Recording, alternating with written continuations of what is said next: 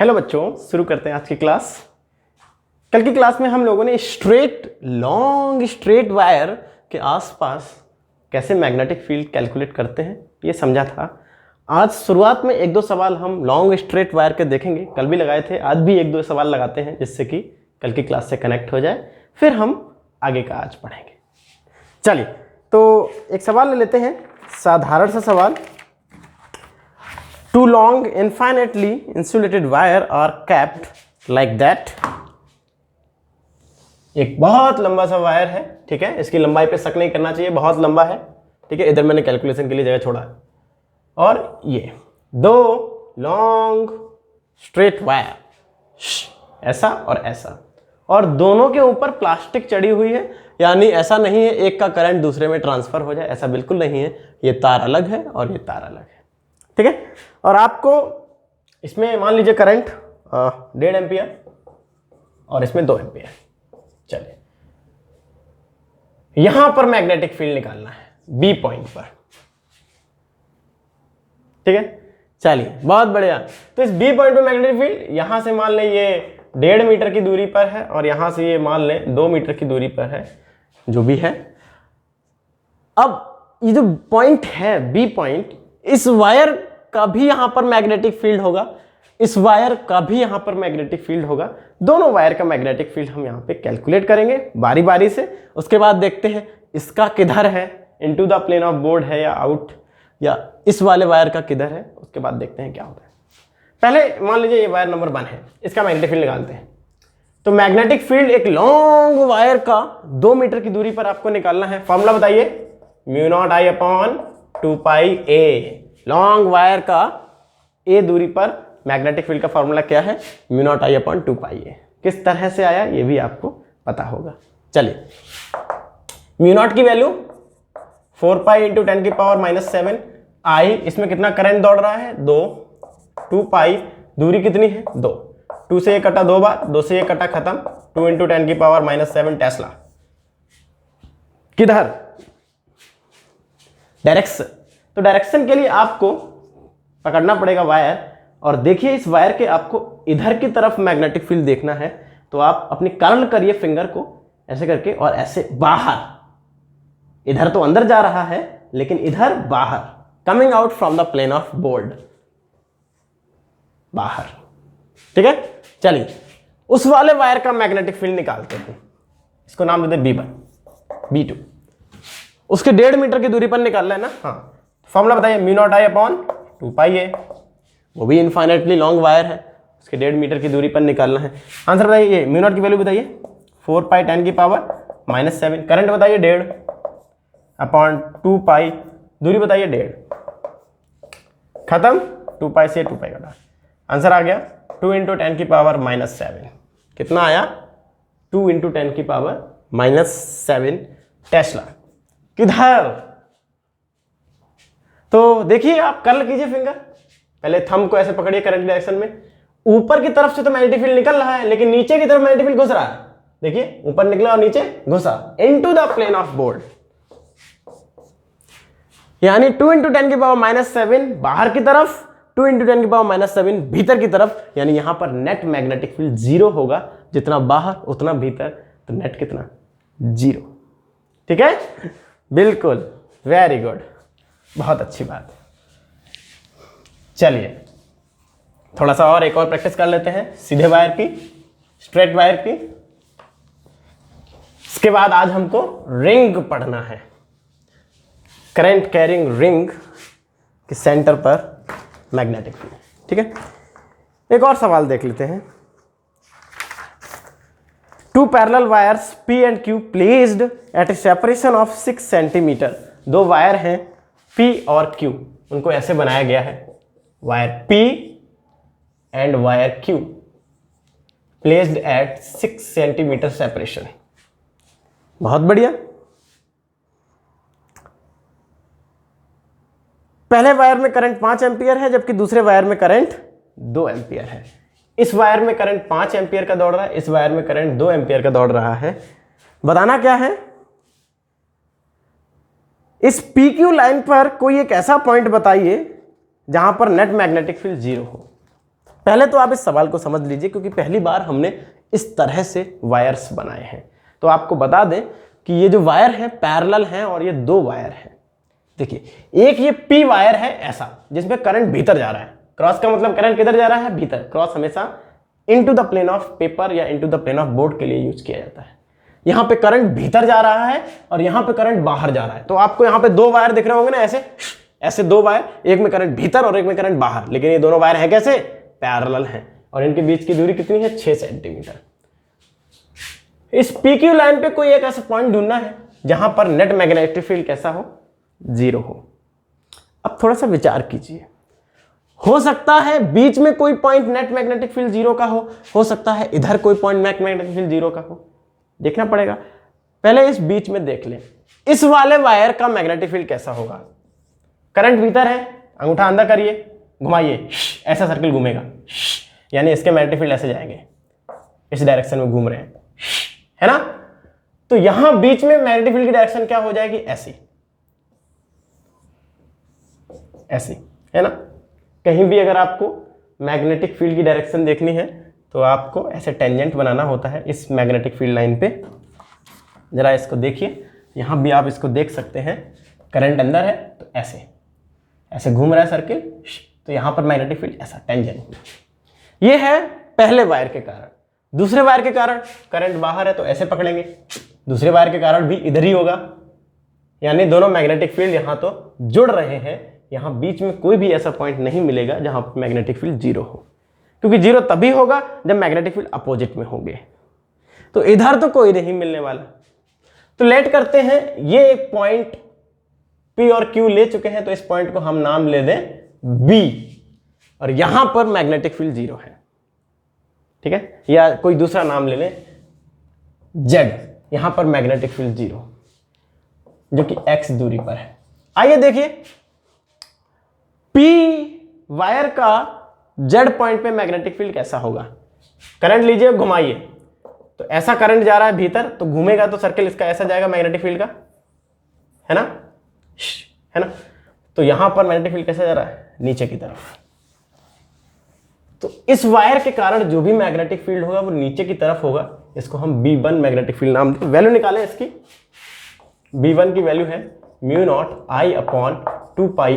ये वायर है infinitely long और इससे इतनी दूरी पर मैग्नेटिक फील्ड हमको निकालना है। अच्छी बात है, ये दूरी रखिए 6 + x, 6 + x,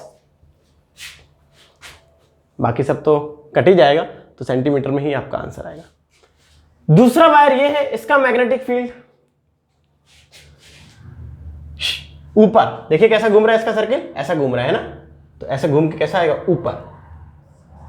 अगर इस Z पॉइंट पर हमने 0 मैग्नेटिक फील्ड माना है, तो इसका मतलब सीधा सीधा ये हुआ कि B1 और B2 मैग्नेटिक फील्ड दोनों आपस में बराबर होंगे, तभी 0 हो सकता है ना? यानी B1 must be equal to B2, B1 must be equal to B2 0 magnetic field होने के लिए। B1 यानी इसका मैग्नेटिक फील्ड की वैल्यू लिखिए μ0I, इसमें करंट कितना है? 5/2π, इससे दूरी कितनी है? 6 + x। इसके लिए लिखिए जरा μ0, इस वाले वायर में करंट बताइए 2 A/2π, और इससे यहां तक की दूरी कितनी है? x। तो इस 2π से 2π खत्म हो गया, μ0 से μ0 खत्म हो गया, क्या बचा? 5/6 + x बराबर 2/x। क्रॉस मल्टीप्लाई कर दीजिए, 5x = 6 × 2 = 12 + 2x। चलिए तुम इधर आइए, 3x = 12, x = 4, और आंसर किस में आएगा? सेंटीमीटर में, क्योंकि हमने 6 + x लिया था। ठीक है, 4 सेंटीमीटर, यानी इस वायर से 4 सेंटीमीटर की दूरी पर आपको एक ऐसा पॉइंट मिलेगा जहां पर नेट मैग्नेटिक फील्ड 0 होगा, क्योंकि हमने दोनों का मैग्नेटिक फील्ड बराबर मान लिया है और अपोजिट है। इक्वल और अपोजिट दोनों हुआ तो 0 हो ही जाएगा, है ना? अपोजिट है और इक्वल भी है तो 0। B1 बराबर B2 रखा और इससे दूरी इतनी मानी, इससे दूरी इतनी है, तो इसे सॉल्व किया, आंसर आया। ठीक है, चलिए रफ्तार में आगे बढ़ते हैं। उम्मीद करते हैं आपको यह सवाल समझ आया होगा, एक बढ़िया सवाल है। चलिए, बहुत अच्छी बात है। ऐसे ही हम लोग इलेक्ट्रोस्टैटिक में भी देखते थे कहां पर इलेक्ट्रिक फील्ड 0 होगा। बहुत अच्छे। अब हमको निकालना है मैग्नेटिक फील्ड एक करंट कैरिंग रिंग के कारण। ठीक है, स्ट्रेट वायर के कारण हमने कैसे निकाला था, पहले हम थोड़ा सा रिवाइज कर लें। स्ट्रेट वायर बनाया था x बाई एक फाइनाइट लेंथ का बनाया था। हमने कहा था देखो पूरे वायर का तो हमें नहीं पता है मैग्नेटिक फील्ड, लेकिन हाँ अगर आप छोटा सा टुकड़ा ले लेना dl, उसके कारण मैग्नेटिक फील्ड क्या बनता है इस p पॉइंट पर वो हमको पता है। और वो कितना बनता था जरा बताइए, भूले तो नहीं है, Biot Savart law μ0/4 I dl sin theta upon r square. ये इतने छोटे के कारण if this angle is theta, इतने छोटे वायर के टुकड़े के कारण इस P पॉइंट पे क्या मैग्नेटिक फील्ड होगा वो हमको पता था। फिर हमने कहा था अगर आपको याद हो तो इसका भी यहां पर कुछ मैग्नेटिक फील्ड होगा, इस टुकड़े का भी यहां पर कुछ होगा, इस टुकड़े का भी कुछ होगा, इस टुकड़े का भी कुछ होगा। इस वायर में ऐसे बहुत सारे टुकड़े होंगे DL DL DL DL DL DL DL DL length के, और उन सबका यहाँ P पॉइंट पर कुछ ना कुछ मैग्नेटिक फील्ड होगा। तो हमने क्या किया था, बाद में इंटीग्रेट कर दिया था इस इक्वेशन को, क्योंकि यहां से यहां तक इन सभी का मैग्नेटिक फील्ड है तो सबको हमें इंटीग्रेट करना पड़ेगा टोटल निकालने के लिए। ठीक है, बिल्कुल कुछ ऐसा ही तरीका हम रिंग में भी लगाएंगे। ध्यान दीजिएगा, हमारे पास जो मेन लॉ है जिससे हम अपने फॉर्मूलेज निकाल रहे हैं, स्ट्रेट वायर का फॉर्मूला हमने कहां से निकाला था, बायो-सेवर्ट लॉ। बायो-सेवर्ट लॉ से ही हमने उसका निकाला था, और बायो-सेवर्ट लॉ यहां पर भी हम लगाएंगे। ठीक है, चलिए एक रिंग बनाते हैं, करंट कैरिंग रिंग। ठीक है, यहां बहुत छोटा सा आप गैप कर सकते हैं करंट जाने के लिए और इधर आने के लिए। ठीक है, ऐसा बैटरी से कनेक्टेड है ये लूप, बढ़िया है, अच्छी बात है। सबसे पहले हम इसके सेंटर पर मैग्नेटिक फील्ड निकालना चाहते हैं। क्या ये करंट कैरिंग वायर है? हाँ, तो इसके सेंटर पे कुछ ना कुछ तो मैग्नेटिक फील्ड होगा, बिल्कुल। कैसे निकालेंगे? देखिए पूरे वायर का तो हमें नहीं पता, लेकिन हाँ इस छोटे टुकड़े के कारण, इस वायर में एक छोटा सा टुकड़ा कहीं भी ले लें, यहाँ यहाँ यहाँ यहाँ यहाँ यहाँ यहाँ यहाँ कहीं भी ले सकते हैं आप। इस छोटे से टुकड़े का जो लेंथ है वो dl है, और इसके कारण इस सेंटर पर जो मैग्नेटिक फील्ड होगा वो हमको पता है, और वो क्या है, dB is equal to μ0/4 I dl sin theta upon r square. बच्चों इस बात को हमेशा ध्यान रखिए, जो आपका मेन लॉ है वो बायो-सेवर्ट लॉ है, वहीं से आपका स्ट्रेट वायर का आया, वहीं से आपका ये भी आएगा। छोटा सा जो आपने एलिमेंट लिया है इसका नाम क्या देते हैं हम, करंट एलिमेंट। और इस डीएल में करंट की डायरेक्शन कैसी है, क्योंकि करंट ऐसे जा रहा है तो इस डीएल में इस डीएल वेक्टर की डायरेक्शन होगी ये, है ना, करंट की डायरेक्शन के कारण। और पोजीशन वेक्टर आपको कहां पर निकालना है, वो पोजीशन वेक्टर ये है जो कि कैपिटल आर है। तो यहां पर आपको क्या करना पड़ेगा, कैपिटल आर स्क्वायर लिखना पड़ेगा, क्योंकि इस डीएल से वो दूरी कैपिटल आर है।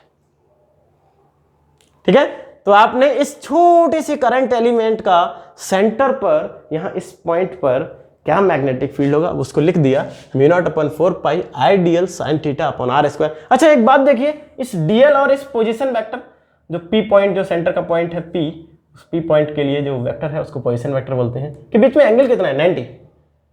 अगर आप इस dl को कहीं भी लें, मान लीजिए आपने dl यहां लिया, तो करंट एलिमेंट की डायरेक्शन ये, dl की डायरेक्शन ये, और r की डायरेक्शन ये, यहां भी 90 होगा, है ना, क्योंकि टेंजेंट और रेडियस हमेशा कैसे होते हैं, परपेंडिकुलर। अगर आप dl यहां लेंगे तो भी 90 ही होगा, है ना, क्योंकि टेंजेंट और रेडियस कैसे होते हैं, परपेंडिकुलर। चलिए, तो dl और r के बीच में 90 डिग्री होने के कारण से हम फाइनली dv को लिखेंगे μ0/4 I dl sin 90 upon capital R square, और sin 90 1 होता है। तो ये आ गया बच्चों इस छोटे से वायर के टुकड़े के कारण इस P पॉइंट पर मैग्नेटिक फील्ड, जो कि R दूरी पर है, और आप कहीं भी लेंगे तो वो R ही दूरी पर होगा, और हमेशा इस dl के ये परपेंडिकुलर ही होगा। ठीक है, चलिए ऐसा dl यहां भी हो सकता है, उसका भी कुछ यहां पर होगा, यहां अगर हम ले उसका भी यहां पर कुछ होगा, यहां अगर हम dl ले उसका भी यहां पर कुछ मैग्नेटिक फील्ड होगा। सिमिलर वही हम थ्योरी लगा रहे हैं, इस पर यहां पर भी कुछ मैग्नेटिक फील्ड होगा, इसका भी यहां पर कुछ मैग्नेटिक फील्ड होगा, इसके कारण भी यहां पर कुछ मैग्नेटिक फील्ड होगा। यानी यहां से लेकर यहां तक पूरे सर्किल में ऐसे DL DL DL DL DL DL DL DL DL DL DL DL बहुत सारे टुकड़े होंगे और उन सभी का इस पी पॉइंट पे कुछ ना कुछ मैग्नेटिक फील्ड होगा। तो टोटल निकालने के लिए क्या करेंगे, हम इस डीबी को इंटीग्रेट कर देंगे। आप देखिए इंटीग्रेशन के अंदर सारी चीजें कैसी हैं। म्यू नॉट अपॉन 4 पाई कांस्टेंट है, आई करंट इस पूरे में सेम है, कांस्टेंट है, रेडियस इसकी कांस्टेंट है, यानी ये सारे के सारे कांस्टेंट वैल्यू हैं। केवल एक ही वेरिएबल है डीएल, यानी डीएल अगर वेरिएबल है तो डीएल की जो लिमिट होगी वो 0 से लेके 2 पाई आर। तो इंटीग्रेट कर दीजिए 0 से लेके 2 पाई आर, आपको पूरा मैग्नेटिक फील्ड मिल जाएगा। Mu naught upon 4 pi I upon R square बाहर निकाल लीजिए, इंटीग्रेशन ऑफ डीएल 0 से लेके 2 पाई आर। 0 से 2 पाई आर ही क्यों? क्योंकि ये डीएल 0 से लेके 2 पाई आर तक कहीं भी हो सकता है और सारे के सारे डीएल हमको कलेक्ट करने हैं। इन सभी के कारण यहां पर कुछ ना कुछ मैग्नेटिक फील्ड है, तो 0 से लेके 2 पाई आर तक की ही लिमिट लगेगी। ठीक है, चलिए तो टोटल मैग्नेटिक फील्ड क्या हो जाएगा, mu naught upon 4 pi I upon R square. ये डीएल डीएल डीएल डीएल क्या हो जाएगा टोटल, अपर लिमिट रखेंगे तो 2 पाई आर, लोअर लिमिट रखेंगे तो 0।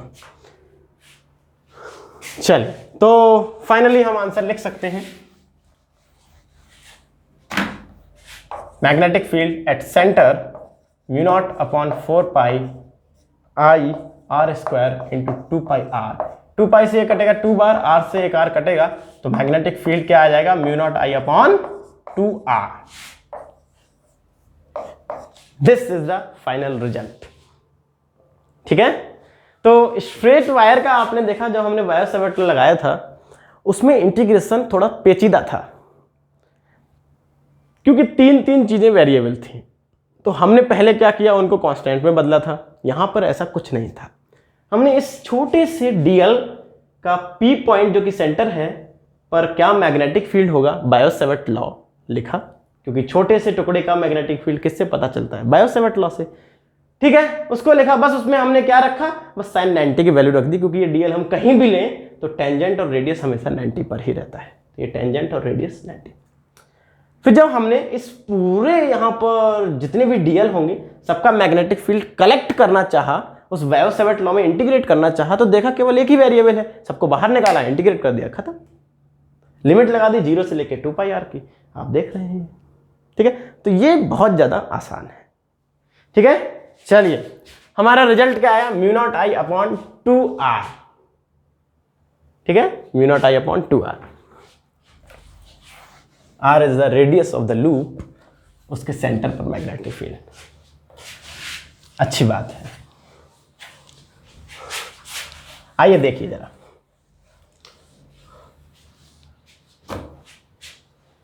यानी हमारे पास एक करंट कैरिंग लूप है जिसमें करंट दौड़ रहा है किसी एक डायरेक्शन में, उसके सेंटर पर हम मैग्नेटिक फील्ड निकाल सकते हैं।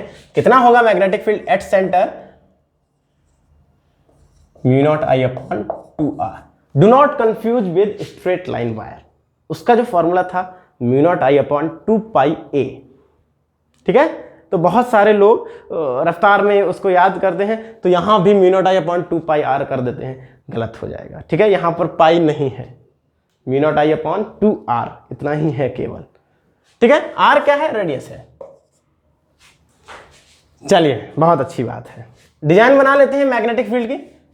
कैसी डिजाइन बनेगी, किस तरह का दिखेगा एक लूप का मैग्नेटिक फील्ड, एक रिंग का मैग्नेटिक फील्ड, वो देखिए जरा। ऐसे एक रिंग बना लें हम। ठीक है, और इस रिंग का अगर आप बहुत छोटे बन के जाएं, चीटा बन के पहुंचे, तो आपको इस रिंग का एक छोटा सा हिस्सा लगभग स्ट्रेट लाइन जैसा लगेगा। इसमें कहीं भी आप इसको घुमा दीजिए करंट, ऐसा आपको एक छोटा सा हिस्सा कैसा लगेगा, एक स्ट्रेट लाइन की तरह लगेगा। तो आप इसका मैग्नेटिक फील्ड बता सकते हैं, इसमें करंट कैसे जा रहा है, ऐसे जा रहा है। स्ट्रेट लाइन का मैग्नेटिक फील्ड हम ऐसे ही निकालते हैं। तो ऐसे आप घुमा दीजिए कंसेंट्रिक सर्कल्स, और एक कंसेंट्रिक सर्कल्स ऐसे बड़े होते जाएंगे, धीरे धीरे बड़े होते जाएंगे। इधर भी कंसेंट्रिक सर्कल्स, और धीरे धीरे धीरे धीरे बड़े होते जाएंगे। ऐसे इस तरह का मैग्नेटिक फील्ड है। डायरेक्शन देख लेते हैं, पकड़े और घुमाएं, तो ऐसा ऐसा ऐसा ऐसा करंट ऐसे जा रहा था, तो हमने छोटा सा टुकड़ा दिया जो कि स्ट्रेट की तरह है, पकड़ा उसको करंट की डायरेक्शन में ऐसे घुमाया, ठीक है, बढ़िया। तो ऐसे घूम के इधर ऐसा, इधर से घूम के इधर ऐसा, इधर से घूम के ऐसा, ऐसे घुमा दीजिए आप, ऐसा ही कंटिन्यू मैनर में, ऐसा ही आप चालू रखिए। ये आपको डायग्राम बनाने को आता है सीबीएसई बोर्ड में, 1 नंबर का पूरा डेरिवेशन। और ये ऐसा डायग्राम रिंग का मैग्नेटिक फील्ड का पैटर्न, ठीक है। आपने 10th क्लास में भी इस पैटर्न को देखा होगा। और हम ऐसा नहीं है कि इस रिंग का हर जगह का मैग्नेटिक फील्ड प्राप्त कर लिए हैं, ऐसा नहीं है। केवल सेंटर का मैग्नेटिक फील्ड का फॉर्मूला हमको पता चला है बायो-सैवर्ट लॉ लगा के, ठीक है, केवल इस सेंटर का। चलिए, बहुत अच्छी बात है। रिंग के लिए अगर सेंटर पे आप देखेंगे तो लगभग लाइन सीधी ही हो जाएगी, क्योंकि ये कर्व धीरे धीरे बड़े होते जा रहे हैं। और जब कर्व धीरे धीरे बड़ा होगा तो वो ऐसे खुलता जाएगा, ऐसा है ना, धीरे धीरे बड़ा होगा तो ऐसे खुलता जाएगा। तो सेंटर पे आके वो लाइन कैसी हो जाएगी, लगभग बिल्कुल सीधी हो जाएगी। तो सेंटर पे जो मैग्नेटिक फील्ड होता है वो कैसा होता है, स्ट्रेट लाइन बनाया जाता है, ठीक है। चलिए, अच्छा, हमारे पास एक और तरीका है। अगर आपको सेंटर पे मैग्नेटिक फील्ड चाहिए, मतलब उसकी कैलकुलेशन तो आप μ0I/2r से करेंगे, लेकिन डायरेक्शन देखना है तो उसके लिए एक और अच्छा तरीका है। आप ऐसे करके निकाल सकते हैं, कैसा भी हो। मान लीजिए सपोज वैसा ही है, रिंग रखा हुआ है टेबल पर और ऐसा करंट है। केवल सेंटर के लिए आप पूरी डिजाइन तो बना ही लेंगे। सेंटर पे अगर आपको मैग्नेटिक फील्ड की डायरेक्शन देखनी है तो उसके लिए आपको इस रिंग के ऊपर अपने हाथ को फिराना है करंट की डायरेक्शन में। अच्छा तरीका है, मैं इसको ऐसे बना दूं, इसको अगर ऊपर से देखेंगे तो कैसा लगेगा, ऐसा ऐसा करंट है। ऐसे रिंग के ऊपर ऐसे हाथ को फिराना है, जैसे कि ये बोतल है, इसको आप रिंग मान लें, इसके ऊपर ऐसे हाथ को फिराना है करंट की डायरेक्शन में। अगर करंट ऐसा है तो ऐसा, नहीं तो ऐसा। तो करंट की डायरेक्शन में आप हाथ फिराएंगे, अंगूठा आपको मैग्नेटिक फील्ड की डायरेक्शन दे देगा।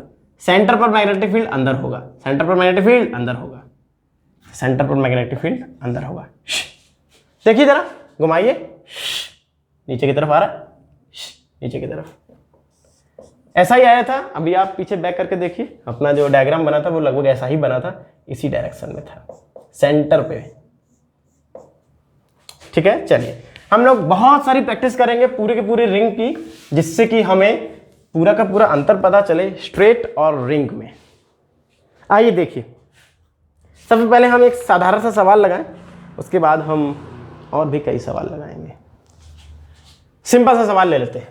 मान लें आपके पास एक रिंग दी गई है जिसकी रेडियस 1 मीटर की है, जिसमें करंट 2 एम्पियर का दौड़ रहा है, और आपसे पूछा गया है 2 एम्पियर का करंट दौड़ रहा है, इस करंट कैरिंग रिंग के आसपास मैग्नेटिक फील्ड जरूर बनेगा, सेंटर पर आप मैग्नेटिक फील्ड बताइए। तो सेंटर पर आप मैग्नेटिक फील्ड निकाल सकते हैं। बी एट सेंटर का आपको फॉर्मूला पता है, μ0I/2r, ठीक है। चलिए, μ0 की वैल्यू लिखिए 4π10⁻⁻⁷, ये μ0 की वैल्यू हो गई। आई बताइए 2 एम्पियर, 2 रेडियस बताइए 1, 2 खत्म, आंसर आया 4π × 10⁻⁷ टेस्ला। किधर?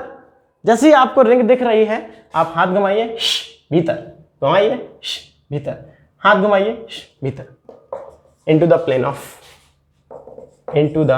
प्लेन ऑफ बोर्ड या प्लेन ऑफ पेपर, जो भी आप लिखना चाहें, ठीक है। आपके लिए तो पेपर ही होगा। बढ़िया, तो डायरेक्शन आपको समझ में आया कैसे निकालेंगे रिंग की। सेंटर के लिए आपको अगर डायरेक्शन निकालनी है तो बड़े आराम से आप रिंग के ऊपर हाथ फिराएंगे, अंगूठा आपको डायरेक्शन दे देगा, सीधा हाथ, ठीक है। हम लोग सीधा हाथ को ही ज़्यादा यूज करेंगे। अच्छा, बहुत बढ़िया। जो हमने डेरिवेशन किया है उसको करते समय ध्यान होगा, हमने एक छोटा सा एलिमेंट पहले लिया था और बताया था ये डीएल एलिमेंट है, और ये पोजीशन वेक्टर है सेंटर का जो कि r दूरी पर है। इसके कारण यहां पर क्या मैग्नेटिक फील्ड होगा, हमने वो लिखा था। क्या लिखा था, रफ्तार में देखते हैं, μ0/4π IdlSin θ/r²। साइन ऑलवेज 90, यहां पर इस केस में डीएल और पोजीशन वेक्टर के बीच में हमेशा कैसा बनेगा, 90 बनेगा, तो साइन 90 की वैल्यू 1 कर दी थी। फिर हमने क्या देखा था, हमने कहा था ये तो हमने छोटे से एलिमेंट का मैग्नेटिक फील्ड देखा है, पूरे के कारण क्या होगा, इंटीग्रेट कर देते हैं इसको। जब इंटीग्रेट करेंगे तो क्या होगा, mu naught upon 4 pi I R square, ये बाहर आ जाएगा। डीएल का इंटीग्रेशन 0 से लेकर 2 पाई आर तक जब आप करेंगे तो आंसर आपको 2 पाई आर मिलेगा। 2 पाई ये कटेगा 2 बार, आर से आर कटेगा, आंसर क्या आया था, mu naught I upon 2 R. Okay, इस तरह हम लोग इस आंसर को निकाल के लाए। ये दोबारा क्यों करा के दिखाया, इसलिए क्योंकि आपको ये पता होना चाहिए कि हम बायो-सैवर्ट लॉ कैसे लगा के आए, भूल ना जाए कहीं। आइए देखिए और भी कई रीजन है। देखिए बच्चे क्या है कि ना, जब डिस्कशन होता है, न्यूमेरिकल्स होते हैं, तो करते क्या है कि फॉर्मूले को याद कर लेते हैं, तो वो भूल ही जाते कि फॉर्मूला कैसे आया था, है ना। न्यूमेरिकल्स लगाते लगाते ऐसा एक बेहोशी सा हो जाता है माहौल कि बस mu naught I upon 2 R लगाइए और ख़त्म करिए। तो थोड़ा सा ध्यान रखना चाहिए हमको कि ये कहाँ से आया है, क्योंकि वो बहुत ज़रूरी है। कभी कभार सवाल ऐसे घुमाते हैं कि हमको वहीं से, जैसे डेरिवेशन किया है, वहीं से आंसर निकालना होता है। ठीक है, चलिए सवाल देखते हैं और कैसे कैसे सवाल बन सकते हैं रिंग के। अब आप कहेंगे रिंग में तो बहुत आसान से सवाल बनेंगे, सिंपल से। एक रिंग है, बार बार करंट चेंज कर दीजिए, 8 एम्पेयर कर लीजिए, 2 मीटर कर लीजिए, चलिए भाई सेंटर पर निकालिए, सेम फॉर्मूला लगाएंगे, बस वैल्यू पुट करेंगे, आंसर आएगा। सही बात है, लेकिन रिंग के बच्चों इसके अलावा भी बहुत सारे क्वेश्चंस बन जाते हैं। ठीक है, रिंग और स्ट्रेट लाइन को यूज करके, स्ट्रेट वायर को यूज करके बहुत सारे कॉम्बिनेशन के सवाल बनते हैं। आज की क्लास में हम लोग देखेंगे। देखिए जरा, मैग्नेटिक फील्ड है centre, mu naught I upon 2 R. Mu naught की वैल्यू सब लोग जानते हैं, 4 पाई 10 की power -7, I 8 ampere, 2 R, R 2 metre. Calculate करेंगे, आपको टेस्ला में मैग्नेटिक फील्ड मिल जाएगा भीतर, सेंटर पर भीतर। चलिए, अगर पूरी रिंग ना हो, यहां से इंपॉर्टेंट बातें स्टार्ट हुई हैं। अगर पूरी रिंग ना हो, रिंग का कुछ टुकड़ा हो, फॉर एग्जाम्पल इतना टुकड़ा हो, है ना, और आपसे पूछा जाए कि ऐसा एक रिंग का टुकड़ा है और आपको बताना है कि इतने टुकड़े के कारण सेंटर पर क्या मैग्नेटिक फील्ड होगा। इतने टुकड़े के कारण। तो जब पूरी रिंग नहीं होगी तब हम इस फॉर्मूले को जनरलाइज करेंगे। कोई भी एंगल हो, फॉर एग्जांपल 180 डिग्री हो, सेमी सर्कल बना हो, पूरा रिंग ना हो, ऐसा कहा जाए कि आधी रिंग के कारण सेंटर पर बताइए मैग्नेटिक फील्ड क्या होगा। या कुछ और एंगल दे दिया जाए, 270 कर दिया जाए कि इतना रिंग है, इसके कारण बताइए सेंटर पर क्या मैग्नेटिक फील्ड होगा। तो एक हम जनरल फॉर्मूला यूज करेंगे, magnetic field at centre mu naught I upon 2 R. ये पूरी रिंग के लिए था, हम लोगों ने निकाला था, बस इसमें एक फैक्टर जोड़ देना है, थीटा अपॉन 360। ये जो है वो किसी भी आर्क का मैग्नेटिक फील्ड आपको दे देगा, बस उस आर्क का आपको एंगल पता होना चाहिए। फॉर एग्जाम्पल हमको निकालना है सेमी सर्कुलर आर्क का सेंटर पर मैग्नेटिक फील्ड। ये पूरा सर्किल तो नहीं है, पूरा रिंग नहीं है। पूरा रिंग होता तो mu naught I upon 2 R, यहीं से आंसर आता। तो हमको क्या लगाना पड़ेगा, magnetic field at centre mu naught I upon 2 R theta. इसका एंगल बताइए कितना है, कितना एंगल है, 180 बटे 360। 180 दूनी 360, तो आंसर क्या आ गया, म्यू नॉट आई अपॉन 2 और 2 4, 4 आर। तो ये हो गया magnetic field at the centre of this arc. बस आपको एंगल पता होना चाहिए कि आर्क का एंगल क्या है, आप उसके सेंटर पर मैग्नेटिक फील्ड बता सकते हैं। ठीक है, ये हमारा पूरा डेरिवेशन था mu naught I upon 2 R. ये हम लोगों ने पूरी रिंग का मैग्नेटिक फील्ड निकाला था, बस इतना फैक्टर हमने जोड़ दिया है इसमें, और इससे ये एक जनरल फॉर्मूला बन गया है किसी भी आर्क का। अगर पूरा सर्किल होगा तो इस थीटा की वैल्यू 360 हो जाएगी, है ना, क्योंकि आर्क पूरा हो गया। तो 360 बटे 360 बन, तो आंसर क्या आया, केवल mu naught I upon 2 R. Okay, very good, बहुत अच्छे। हमको बहुत सारी प्रैक्टिस करनी है आर्क के मैग्नेटिक फील्ड्स की। देखिए सबसे पहला सवाल सिंपल, हम सेमी सर्कुलर ही ले लेते हैं। ये जो सामने स्ट्रक्चर दिया गया है ये वायर बना हुआ है और ये रेडियस मान लें आप 2 मीटर और इसमें करंट दौड़ रहा है 2 एम्पियर का और आपको बताना है find the magnetic field eight point P. P point पर मैग्नेटिक फील्ड बताइए। ठीक है, चलिए शुरू करते हैं। सबसे पहले हम इसके नाम दिए गए होंगे A B C D. A B C D एक वायर का स्ट्रक्चर है। पी पॉइंट पर मैग्नेटिक फील्ड बताइए, करंट कैरिंग वायर है। सबसे पहले हम लिखेंगे magnetic field due to A B का टुकड़ा, ड्यू टू ए बी टुकड़ा। इस स्ट्रेट वायर का पी पॉइंट पर क्या मैग्नेटिक फील्ड होगा। ध्यान कीजिए वायो-सेवर्ट लॉ, ध्यान कीजिए वायो-सेवर्ट लॉ कि स्ट्रेट वायर का पी पॉइंट पर क्या मैग्नेटिक फील्ड होगा। देखिए ये इतना वायर है और पी पॉइंट जस्ट सामने है और आपको बताया गया था उस समय कि टुकड़े के वायर के जस्ट सामने मैग्नेटिक फील्ड 0 होता है और जस्ट पीछे भी मैग्नेटिक फील्ड 0 होता है ना, जिस समय वायो-सेवर्ट लॉ पढ़ाया गया था। तो ए बी के कारण चूंकि ये बिल्कुल सामने पड़ता है तो मैग्नेटिक फील्ड क्या होगा, 0। सिमिलरली सी डी, ऐसा करंट जाएगा, ऐसा घूमता हुआ ऐसा चला जाएगा, सी डी के जस्ट पीछे पड़ेगा P point. Similarly magnetic field due to C D 0। तो वायर के टुकड़े के जस्ट सामने और टुकड़े के जस्ट पीछे मैग्नेटिक फील्ड 0 0। बचा केवल ये आर्क बीसी आर्क, इसके कारण मैग्नेटिक फील्ड क्या होगा, मैग्नेटिक फील्ड कैलकुलेट करना पड़ेगा ड्यू टू बीसी आर्क क्या होगा, mu naught I B is equal to mu naught I upon 2r। ये पूरे के कारण होता है लेकिन चूंकि ये अधूरा है, पूरा नहीं है, तो थीटा बटे 360 ये वाला फैक्टर नहीं भूलना है।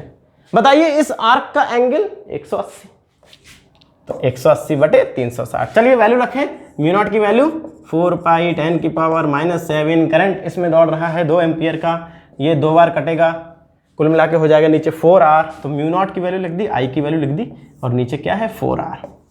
रेडियस कितना है 2, तो 2 से 2 को खत्म किया, 4 से 4 को खत्म किया, पाई इंटू 10 की पावर -7 यानी 3.14 इंटू 10 की पावर -7 टेस्ला।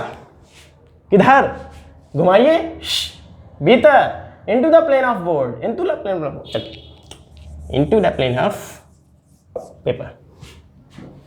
तो total magnetic field by A B C D क्या हो गया, 0 + 0, इसका भी 0 इसका भी 0 और इसके कारण कितना है इतना, यानी टोटल कितना हो गया 3.14 10 की पावर -7। ठीक है, चलिए आइए देखिए, बहुत बढ़िया।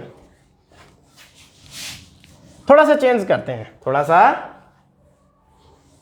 जायका लाते हैं सवाल में। पूरा कंप्लीट सर्किल के सेंटर पर तो हम लोग डायरेक्टली फॉर्मूला लगा सकते हैं mu naught I upon 2r, क्योंकि पूरा सर्किल होगा। लेकिन वैसे सवाल कितना आएगा, है ना, वो तो केवल ऐसा आप 2-3 सवाल लगा लो फिर लगेगा कि आपको टाइम पास हो रहा है।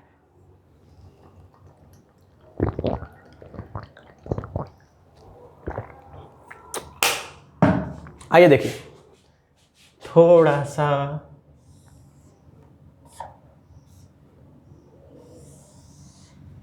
हाँ, ये एक स्ट्रक्चर है करंट कैरिंग और मान लें करंट की डायरेक्शन ये है, ऐसा ऐसा ऐसा घूम के ऐसा और ऐसा।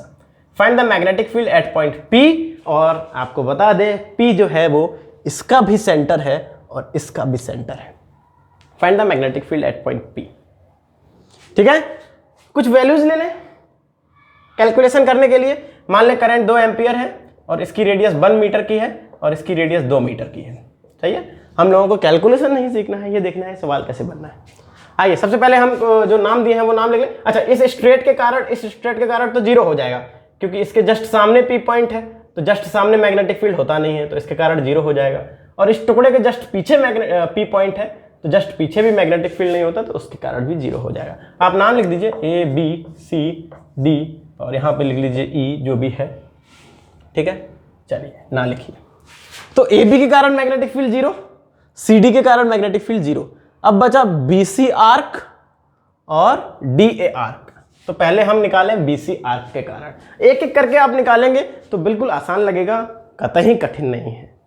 ठीक है, बी सी आर्क के कारण मैग्नेटिक फील्ड V1 नाम दे देते हैं। आधा है तो हमको ये वाला फॉर्मूला लगाना पड़ेगा, म्यू नॉट पाई 2r थीटा बटे 360। ठीक है, थीटा की वैल्यू कितना है, ये सेमी सर्किल है तो 180, 2 बार कटेगा तो आंसर आ जाएगा mu naught I upon 4। R की वैल्यू चलिए वैल्यू लिख देते हैं, म्यू नॉट की वैल्यू 4 पाई 10 की पावर -7। आई बताइए इसमें कितना है, 2 एम्पियर। 2 और 2 हो जाएगा 4। आर, इसकी आर बताइए 1, तो इस 4 ने 4 को मार डाला, आंसर क्या आया 2 पाई 10 की power -7 Tesla.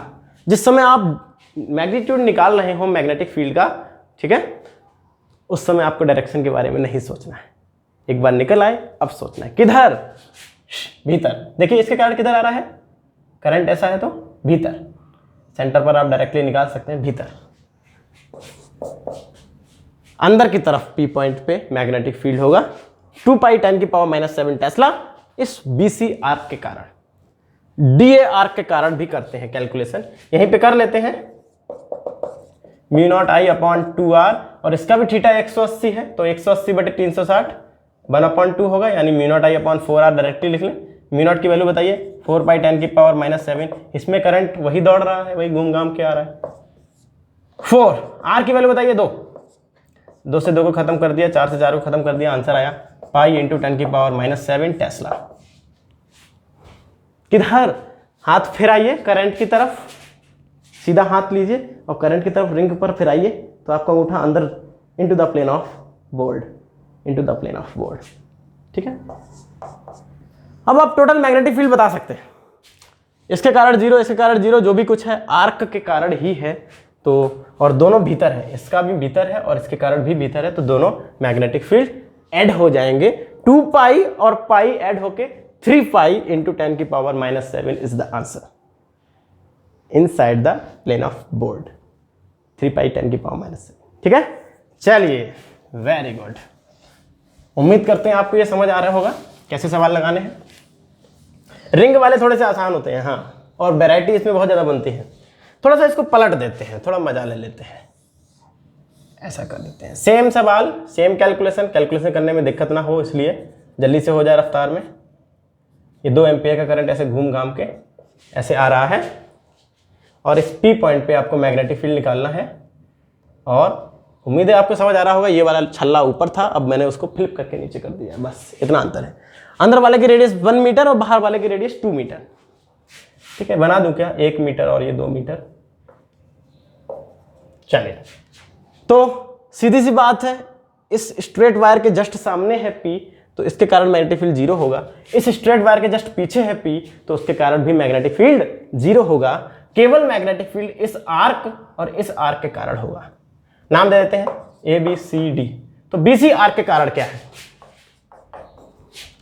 Magnetic field 1 mu naught I upon direct 4r लिख दें क्या, क्योंकि हम सबको पता है ये आधा सर्किल है, तो mu naught I upon 2r। वैसे कायदा तो यही कहता है 2r थीटा बटे 360 ऐसे लिखें, फिर इसका एंगल 180 लिखें, है ना, 180 बटे 360 वो हो जाएगा mu naught I upon 4r। चलिए रफ्तार में 4 पाई 10 की पावर -7 करंट बताइए 2, नीचे लिख दिए 4, रेडियस की वैल्यू इसकी बताइए 1 मीटर।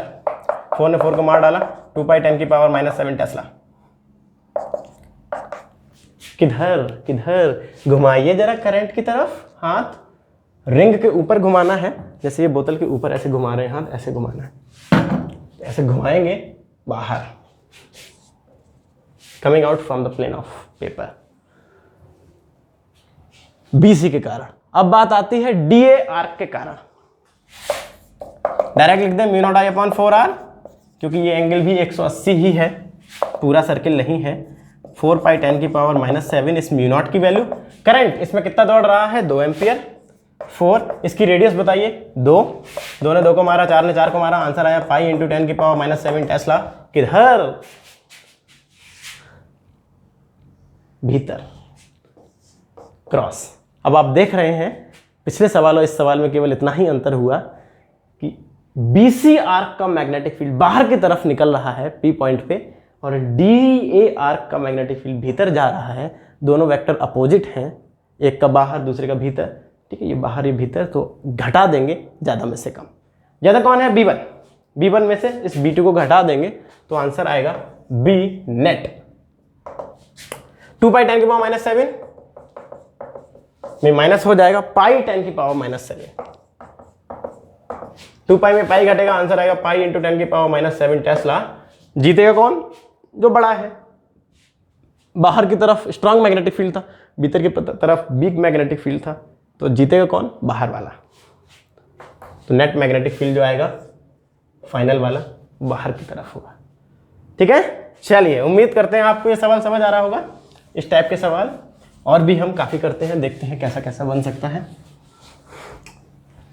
देखिएगा जरा, आर्क से रिलेटेड सवाल है ना। अच्छी बात है, बहुत अच्छी बात है, बहुत बढ़िया। देखिए जरा, हम कुछ ऐसा कर दें कि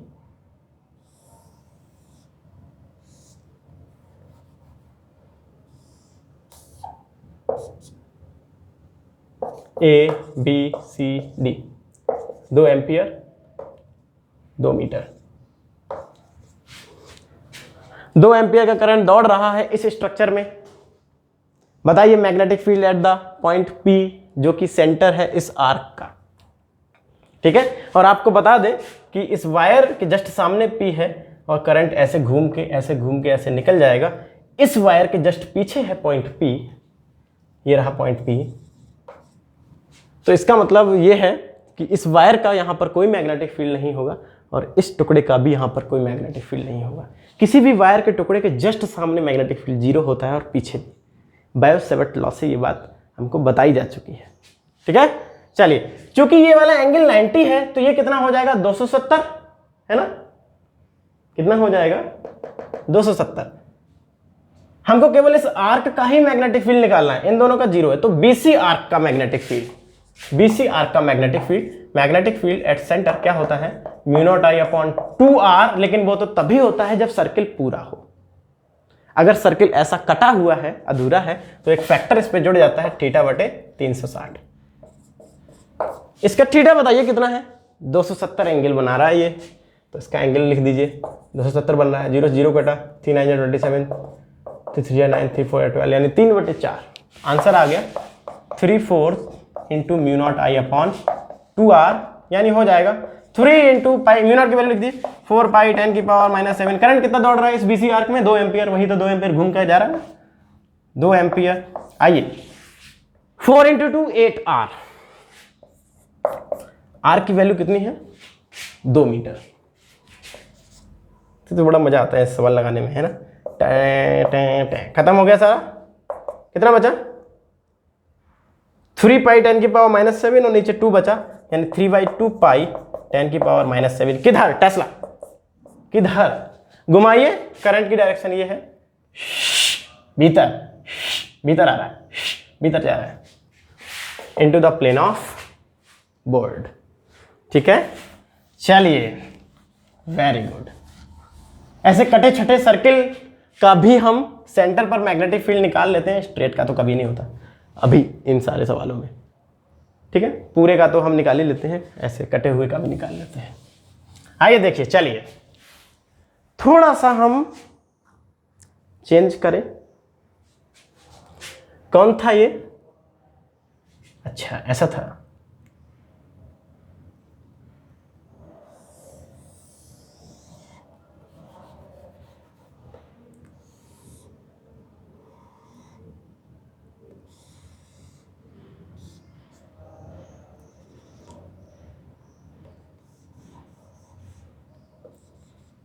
ओके, अभी देखिए, ये रहा स्ट्रक्चर। इसका मैग्नेटिक फील्ड निकालना है। मान लीजिए कुछ वैल्यू चेंज कर लें, है ना। थोड़ा सा 3 एम्पियर का करंट दौड़ रहा है और ये 3 मीटर है। इस बड़े वाले आर्क की रेडियस 3 मीटर है, इस छोटे वाले आर्क की रेडियस 1.5 मीटर है। सही है। और आपको बताना है, करंट की डायरेक्शन आपको दिख ही रही है, ऐसी, ऐसा नीचे जाएगा, ऐसा। इस लूप के सेंटर पर P पॉइंट पर क्या मैग्नेटिक फील्ड होगा? सबसे पहले आप लिखेंगे स्ट्रेट वायर के जस्ट सामने है P, इसके कारण 0 होगा। इस स्ट्रेट वायर करंट ऐसे चला जाएगा, इस स्ट्रेट वायर के जस्ट पीछे पड़ेगा P, इसके कारण भी मैग्नेटिक फील्ड 0 होगा, केवल इस 90 डिग्री के कारण होगा, और इस ये कितना हो जाएगा 270 डिग्री के कारण होगा। तो मैं कुछ नाम दे दूं ना, ए बी सी डी, तो ये BC आर्क और DA आर्क। चलिए पहले BC आर्क के कारण निकाल लेते हैं। BC आर्क के कारण क्या होगा, magnetic field at centre μ0I/2r, पूरे सर्किल का होता है μ0I/2r, लेकिन चूंकि ये कटा छटा है, एक छोटा सा आर्क है, तो θ/360 लगाना पड़ेगा। थीटा की वैल्यू बताइए, इसमें 90 है, तो 90/360, ये तो कितना है, केवल 90 ही है। 9 4 36, तो आंसर आ गया μ0I/8r, है ना। चलिए μ0 की वैल्यू लिखिए 4π10⁻⁻7। इसमें करंट कितना जा रहा था, वही करंट घूम रहा है, तो 3 एम्पियर। 8 और r की वैल्यू कितनी है, इसकी रेडियस, इस छोटे से आर्क की रेडियस 1.5 मीटर है, तो 1.5 ने 3 को मारा 2 बार, 2 ने 8 को मारा 4 बार, 4 ने 4 को मार दिया, तो आंसर क्या आया, π×10⁻⁷ टेस्ला। किधर, तो आप रिंग के ऊपर जो भी है आपका आर्क, उसके ऊपर हाथ फिराएं, आपको अपने आप अंदर की डायरेक्शन में उठा जाएगा, into the plane of board, π×10⁻⁷। DA arc के कारण इस पॉइंट पर मैग्नेटिक फील्ड क्या होगा, देखते हैं। आइए देखिए, इसका ध्यान रखना है ना। DA आर्क के कारण मैग्नेटिक फील्ड μ0I/2r, और इसका थीटा है 270/360, ये कटेगा 3/4, है ना, ठीक है। तो हो जाएगा 3/4 दूनी 8 μ0I/r। वैल्यू लिखिए, वैल्यू लिखिए, वैल्यू लिखिए, वैल्यू लिखिए, 3 4π10⁻⁷, ये μ0 की वैल्यू हो गई। I, इसमें करंट कितना दौड़ रहा है, 3 एम्पियर। 8 और r इसका है 3 मीटर का, तो इस 3 ने 3 को मार डाला, 4 ने 8 को 2 बार मारा, क्या बचा, 3/2 पाई, यानी 1.5 पाई 10⁻⁷। किधर घुमाइए हाथ, भीतर, भीतर की तरफ, यानी दोनों फील्ड अंदर है। इसके कारण जो फील्ड आया था π×10⁻⁷, वो भी अंदर, और इसके कारण जो आया है 1.5 पाई, वो भी अंदर, यानी दोनों फील्ड जुड़ जाएंगे, तो नेट मैग्नेटिक फील्ड होगा 1.5 पाई और pi 2.5 pi ×10⁻⁷ into the plane of board, इनके कारण 0 0। ठीक है, चलिए, बहुत बढ़िया, बहुत अच्छे, बहुत अच्छे। देखिए, ऐसे ही इसी श्रृंखला को हम आगे बढ़ाएं। ये जो इस समय हम सवाल लगा रहे हैं, वो असल में आर्क, करंट कैरिंग आर्क के कारण सेंटर पर, उसके सेंटर पर कैसे मैग्नेटिक फील्ड निकालना है वो लगा रहे हैं। ठीक है, पूरे रिंग का तो हमको पता ही रहना चाहिए हमेशा, हर हालत में, μ0I/2r, बायो-सेवर्ट लॉ से लगाया था, है ना, बिल्कुल। तो अगर पूरी रिंग का निकाल लेते हैं तो उसमें तो ज़्यादा सवाल बन नहीं सकता, है ना, क्योंकि एक रिंग होती है, उसमें कोई करंट होगा, उसकी कुछ रेडियस होगी, बार बार करंट और रेडियस चेंज करके आपसे बहुत बार कैलकुलेशन करवा लेंगे, तो आप परेशान हो जाएंगे, है ना, μ0I/2r। तो इसलिए क्या करते हैं, इसके कुछ टुकड़े ले लेते हैं, और आप देख रहे हैं कैसे कैसे बहुत सारे तरीके के सवाल बन सकते हैं, कटी छटी रिंग के सवाल। बस यहाँ पे एक फैक्टर जुड़ जाएगा, θ/360। आइए देखिए,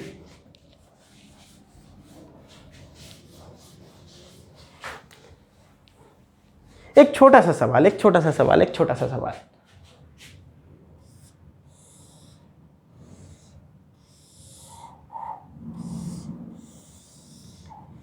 देख रहे हैं ना आप, चलिए इतना ही खत्म कर दें। अब मैं वैल्यूज नहीं लूंगा, ठीक है। मान लें ये वैल्यू a है, यहाँ से यहाँ तक की दूरी a है, और यहाँ से यहाँ तक की दूरी ये b है, ये a है, और यहाँ से यहाँ तक की हो गई दूरी। अब यहाँ से यहाँ तक की दूरी मैं इधर लिख दूँ, ये c है, और ये फाइनली d है, यानी ये दूरी a है इतनी, और इतनी दूरी b है, इतनी दूरी c है, और इतनी दूरी d है। ठीक है, और इसमें करंट मान लीजिए कैसे भी आप ऐसे कर दीजिए, खचाक, शर शर शर, ज्यूं ज्यूं ज्यूं ज्यूं ज्यूं। करंट कैरिंग डिजाइन,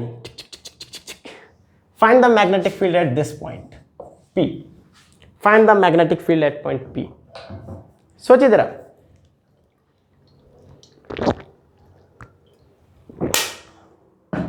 क्या चाहिए? थीटा चाहिए। लेट अस सपोज मैं यहां पे डॉटेड लाइन बना दे रहा हूं एंगल बताने के लिए। ये एंगल 60 डिग्री है ऐसा माने, ठीक है? कितना डिग्री है ये? 60 डिग्री है। देखिए जरा, नाम दे दे A B C D, capital नाम है, ठीक है? E F G H and something P। अब आप देखिए जो स्ट्रेट सेगमेंट है उनको पहले देखिए। HP करंट देखिए कैसा जा रहा है, ऐसा। इसके जस्ट सामने P है 0। DE करंट कैसा जा रहा है, ऐसा। इसके जस्ट सामने P है 0। FG करंट कैसा जा रहा है, ऐसा, जस्ट सामने है 0। BC करंट कैसा जा रहा है, ऐसा, जस्ट सामने है P 0। तो स्ट्रेट सेगमेंट के कारण कोई मैग्नेटिक फील्ड नहीं होगा। जो भी मैग्नेटिक फील्ड होगा इन आर्क के कारण होगा, जो कि 1 2 3 4 आर्क है और इन सबकी रेडियस दी गई है। इस आर्क की रेडियस A है, इस आर्क की रेडियस B है, इस आर्क की रेडियस C है जो कि यहां दिख रही है, इस आर्क की रेडियस D है। शुरू करते हैं। चलिए मैं पहले इस आर्क के निकालता हूं GH आर्क जो है उसका, ठीक है? या नाम से आपको ज्यादा टेंशन नहीं होनी चाहिए। मैं इस आर्क की मैग्नेटिक फील्ड निकालता हूं P पॉइंट पे। स्ट्रेट सेगमेंट का 0 है। मैग्नेटिक फील्ड, पहला magnetic field mu naught I upon 2R। ये तो पूरे कारण होता है लेकिन ये तो कटपीस है, थीटा बटे 360। म्यू नॉट की वैल्यू बताइए, 4 पाई 10 की पावर -7। चलिए ऐसा ही लिखा रहने दें। थीटा बताइए ये कितना है, 60 डिग्री का है। ये पहले ही बताया जा चुका है, 60 बटे 360 अपॉन 2R। इस आर्क की रेडियस स्मॉल a है, स्मॉल a। कट गया 6 बार। आंसर क्या आया? म्यू नॉट I अपॉन 6 दूनी 12A। ठीक है, बिल्कुल। किधर? देखिए भीतर, भीतर। घुमाइए हाथ, घुमाइए हाथ, घुमाइए ऐसे, फिर आइए हाथ इस छोटे से आर्क पर। महसूस कीजिए कि एक रिंग है, इसके ऊपर आप हाथ घुमा रहे हैं तो अंगूठा आपका भीतर है, ठीक है? भीतर, into the plane of board. Mu naught I upon 12A, ठीक है? ध्यान रखना है ये mu naught I upon 12A, या मैं यहां पे लिख दूं mu naught I upon 12A भीतर। A से मुझे याद रहेगा कि ये इसका है क्योंकि इसकी ही रेडियस A है। चलिए इस वाले आर्क का निकालते हैं। EF जो आर्क है क्या हो जाएगा? Magnetic field mu naught I upon 2R। इसका भी एंगल 60 ही होगा, है ना? ये भी 60 डिग्री ही बना रहा है वहां पर। 60 बटे 360। आइए खत्म कर दें इसको 6 बार तो आंसर आएगा म्यू नॉट I अपॉन 6 दूनी 12। और इसकी रेडियस जो है वो B है, स्मॉल b। करंट सब में सेम ही दौड़ रहा है, I की वैल्यू I है, इसकी रेडियस B है। तो आंसर आ गया mu naught I upon 12B। किधर? फिर आइए हाथ, इसको रिंग की तरह महसूस कीजिए, फिजिकल आर्क। इसको हाथ फिराइए बाहर की तरफ, बाहर, ठीक है? Mu naught I upon 12B बाहर। अभी आपको समझ आ गया होगा, आप सारे कर लेंगे अब।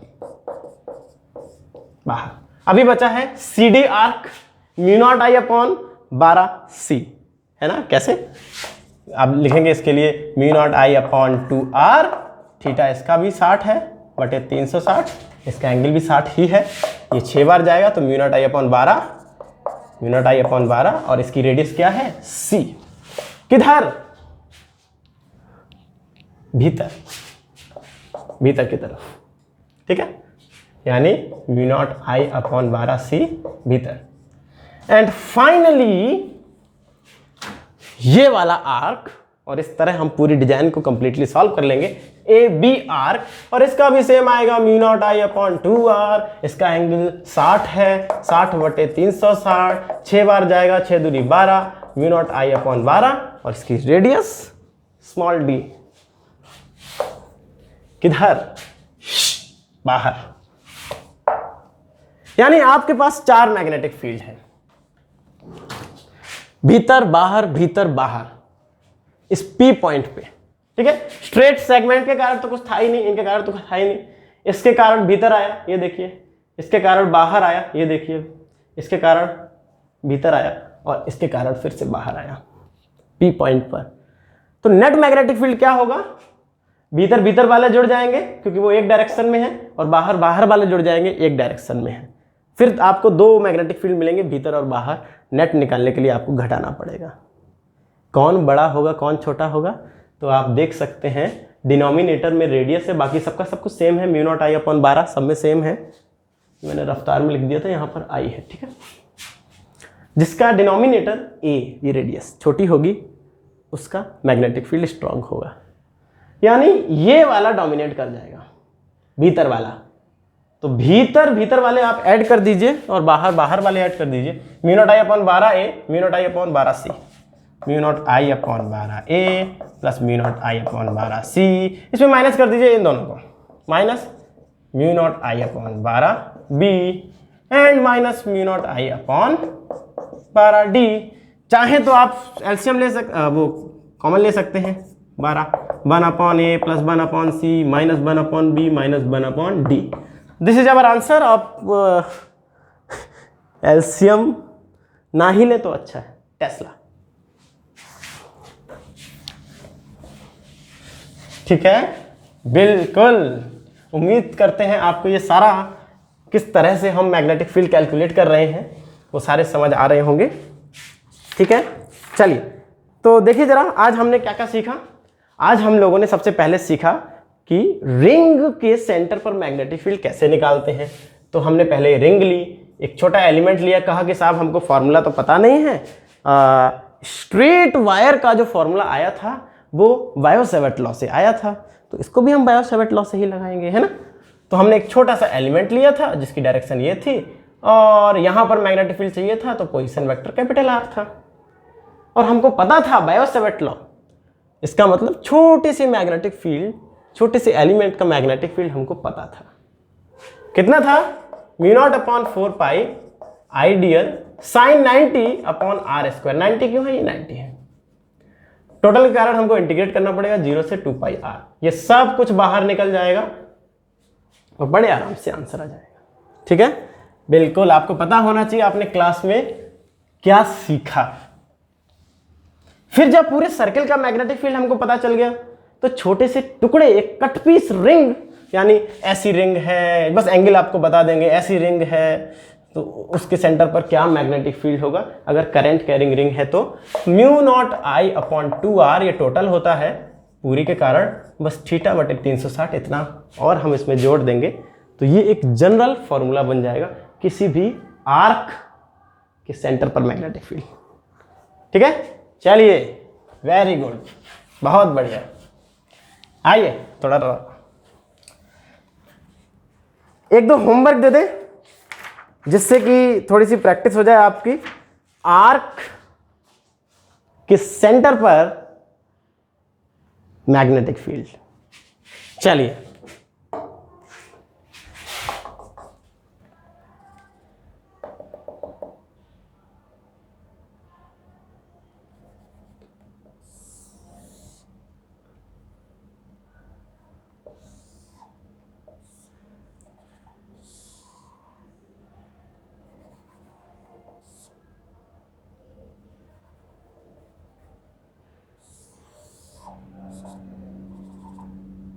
Find the magnetic field eight point P, और मैं एंगल बता दे रहा हूं क्योंकि मैं स्केल से नहीं बना रहा, एक बहुत बढ़िया सा स्ट्रक्चर बनाया है वायर का।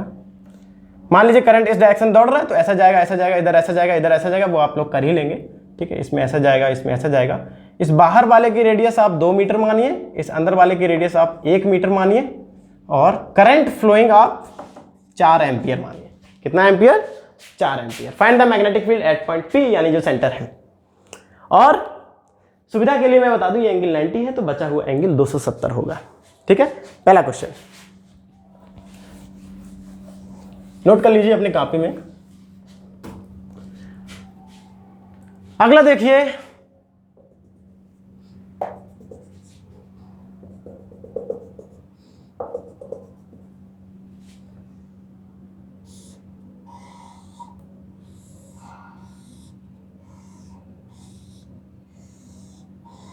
इसको हम कहते हैं पंखुड़ी सवाल।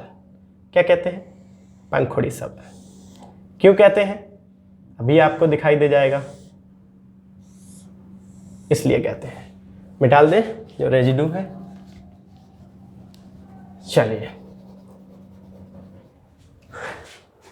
Find the magnetic field at the centre. और यहां पर एंगल्स आपको ही फाइंड करने हैं, ठीक है। कि ये जो आर्क है, इसकी तो रेडियस मैं बता दूं 1 मीटर, और इसकी रेडियस मैं बता दूं 3 मीटर, और करंट 9 एम्पियर का दौड़ रहा है इस डायरेक्शन में, ठीक है। बड़े वाले आर्क 3-3 मीटर की रेडियस है, यहां से ये दूरी 3 मीटर है, 3 मीटर है, 3 मीटर है, और छोटे वाले जो आर्क हैं वो 1 मीटर के हैं। करंट 9 एम्पियर का दौड़ रहा है इस पंखे में। सेंटर पे मैग्नेटिक फील्ड निकालना है, और ध्यान रहे क्या कि एंगल हम आपको नहीं बता रहे हैं, एंगल आपको खुद ही निकालने हैं। हमने जिस प्रकार से ये डिजाइन बनाई थी, उस बनाने के तरीके से आपको एंगल पता चल जाएगा, ठीक है। बिल्कुल, कि एक आर्क यहां सेंटर पर कितना एंगल बना रहा है, उस एंगल की आपको आवश्यकता जरूर पड़ेगी, ठीक है। तो उम्मीद करते हैं आपको आज की क्लास में सारा कुछ समझ में आया होगा। कल हम रिंग के किसी दूसरे पॉइंट पर मैग्नेटिक फील्ड फाइंड करेंगे, लेकिन आज हम रिंग के सेंटर पर, चाहे पूरी रिंग हो चाहे कटी हुई रिंग हो, उसके सेंटर पर मैग्नेटिक फील्ड निकालना सीखें, ठीक है। चलिए, आज की क्लास में इतना ही। Thank you.